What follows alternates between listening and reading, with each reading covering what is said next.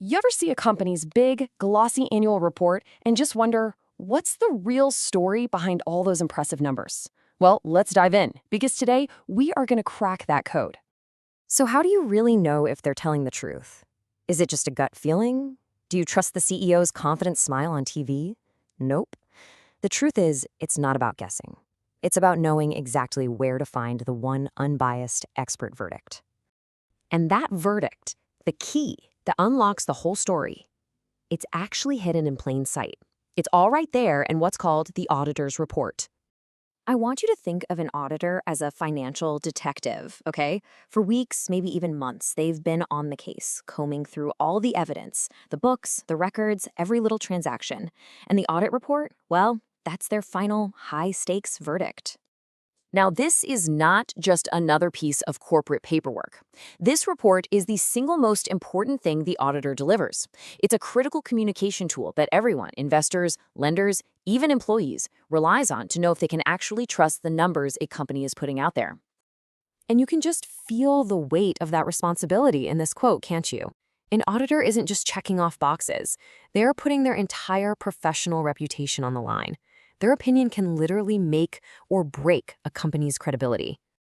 And because it is so formal and so important, the report always follows a super strict structure, to give it authority and clarity. All of these different parts build up to the main event, the opinion itself. So the entire massive audit process really boils down to just one of four possible conclusions. Think of these as the final grade the company gets on its financial report card. This chart makes it really simple. Just think of it like a traffic light. An unmodified or clean opinion, that's a big green light. Everything looks good, go for it. A qualified opinion is a yellow light, means, proceed with caution, but an adverse opinion or a disclaimer, whoa, those are giant red lights. You stop, you do not trust those numbers. So let's talk about that yellow light, the qualified opinion. What does it really mean? It means our detective found something wrong, an issue that's significant, or material, as they say. But, and this is the absolute key, the problem is contained. It doesn't poison the entire set of financial statements. Here's a perfect real-world example. The auditor was looking into a major loan, right? But the company just couldn't provide the loan agreement. Without that piece of paper, the auditor can't confirm the details. It's a material problem, for sure, but it's isolated to just that one loan. The rest of the financials might be perfectly fine, but you get this big warning flag on this one specific issue. Okay, let's get to those two big red lights, adverse and disclaimer. This is a really crucial distinction, and a lot of people get it mixed up. An adverse opinion means the detective has the evidence, and the evidence proves the company's financials are just plain wrong and misleading. A disclaimer is totally different. It means the detective was prevented from getting the evidence they needed, so they just can't form an opinion at all. The word that makes an adverse opinion so incredibly bad is pervasive. This isn't one little problem like that missing loan agreement. The issues are so widespread that the entire report is basically useless. It is the worst possible grade a company can get, period. And a disclaimer of opinion? Well, that happens when the investigation just hits a brick wall.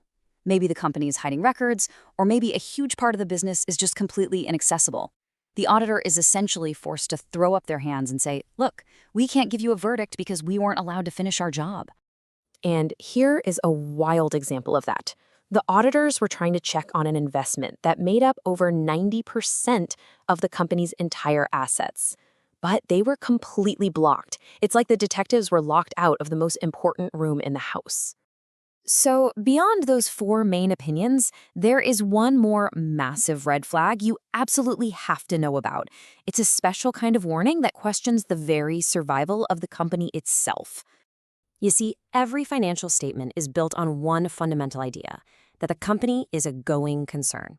That's just a fancy way of saying it'll still be in business a year from now. But what happens if the auditor finds evidence that casts significant doubt on that assumption?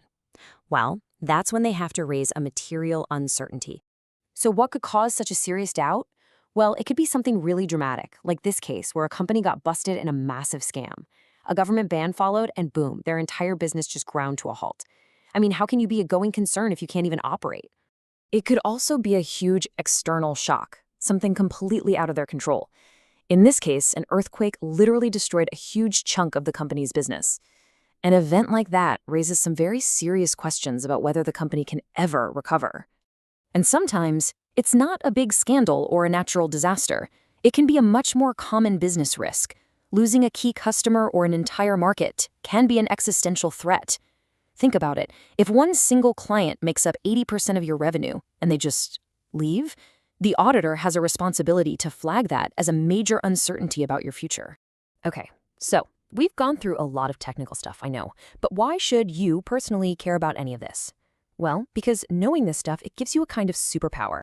Seriously, when you can decode this report, you can make way smarter investment decisions. You can assess how stable your own employer is. You can get a real sense of the health of the businesses in your community.